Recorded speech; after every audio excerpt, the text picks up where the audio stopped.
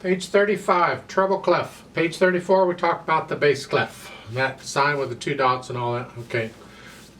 Page 35, we have a treble clef. There's lots of different clef signs, but in piano, normally we only use two. The bass clef or the treble clef. That's really all we need.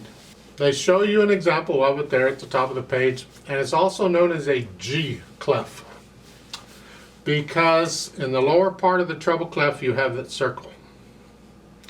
Look in the first line of notes there where the quarter notes are, and out in the middle of the page, and at the beginning of that you have that weirdly squirrely thing. Well, on the bottom of that there's sort of a circle that goes around. There's a line that goes through the middle of that circle. That is the G. This is called a G clef because it points out the note in that line that goes through the middle of the circle. It's telling you where that note is. If you know where the G is, you can figure out any other note by going up and down the alphabet. So if you look at this this line of quarter notes here, you see the first one is on that line. The first note, that's a G. You already know where G is on the piano. We covered that before. But this G isn't down here where you were in the bass clef. This G is up here, or higher up. The treble clef is the higher up notes. Bass clef deals with the lower notes. So we're here on the piano. And then the next note is on the bottom line, where you can go down the alphabet, because the space below is an F and below that is an E. So this is an E. You just need to memorize these as quickly as you can. So we have an E, and it is this E. So you had before this E in bass clef, now we got this C.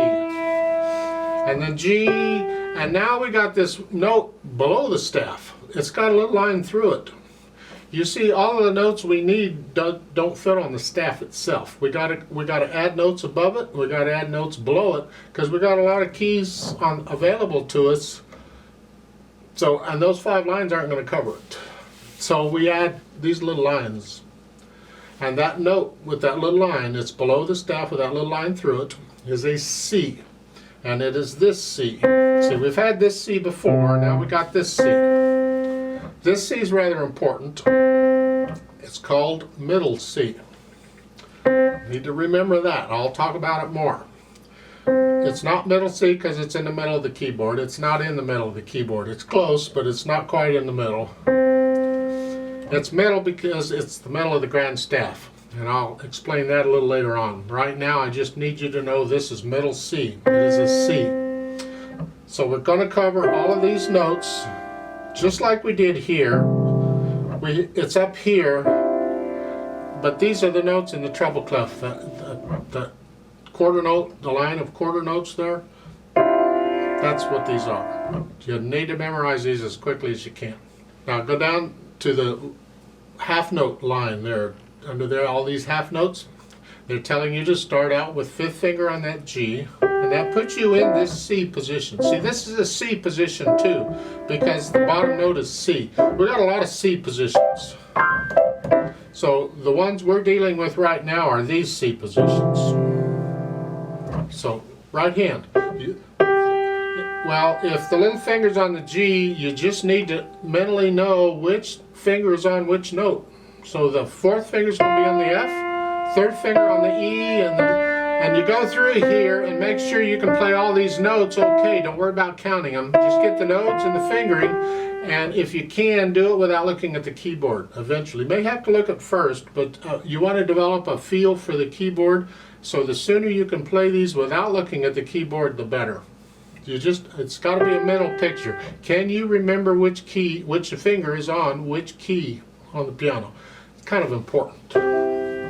So that's what we're doing. And once you can do that, then we add the counting. Because the 4/4, half note gets 2 counts because it's worth 2 quarter notes, because we're counting quarter notes. That's what the bottom 4 is. What are you counting? Quarter notes. How far are you going to count?